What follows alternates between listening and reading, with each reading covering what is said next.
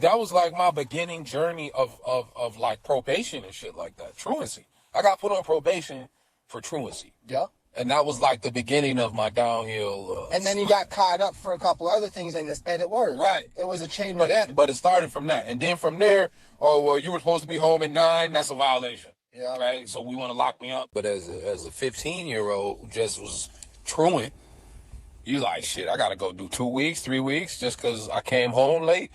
Yeah. And you know something?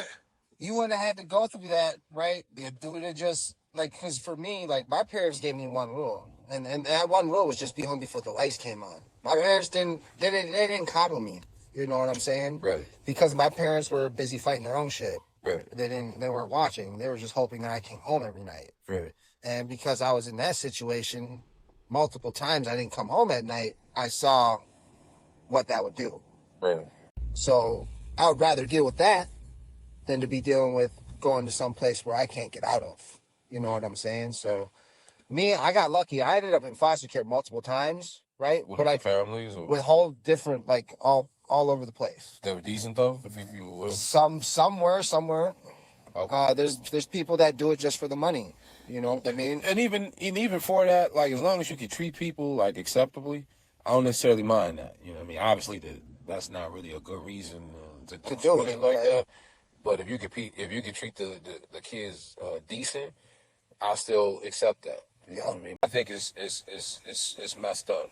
Yeah. No matter what the ethnic background of the kid is. No, because a kid should just be a kid. You know, and if you're a father, right, there's fathers all across the world, right, that think the same way that you do about their kids. Right. In similar, maybe not in the same language, maybe not in the same perspective, right, but they all want the same thing. They just want their kids to be better than them. Exactly.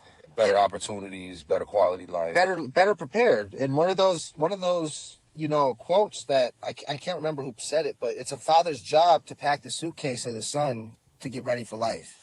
Right. You know what I'm saying? That's deep. And unfortunately, I'm just one of those people that didn't have shit in the suitcase. You're not the only one, though. You know what I mean? And right. And so, as somebody in that situation, I had to go and fuck up everything. Like, I had to fuck up so many times, but I didn't make the same mistake twice.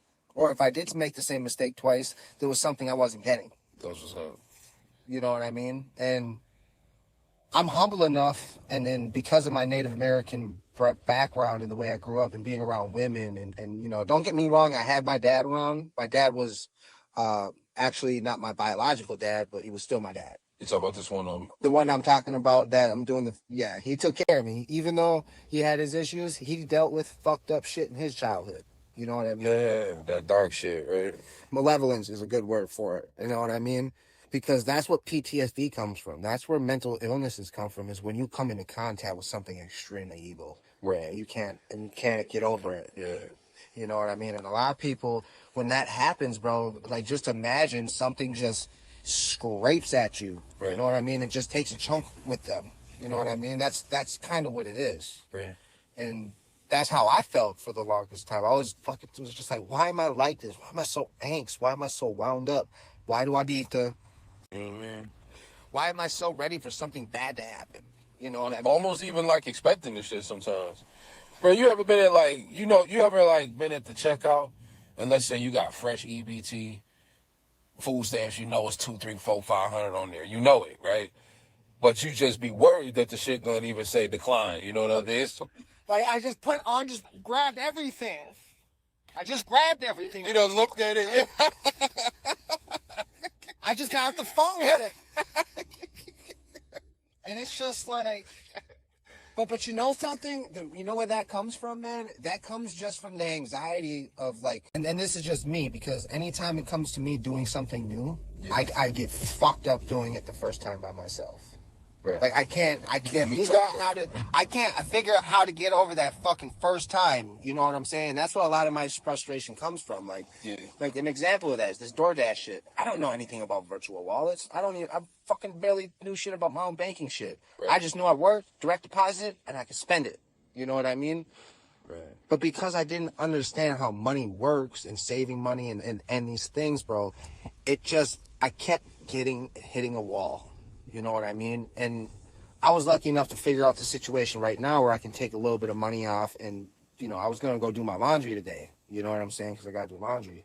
I do that shit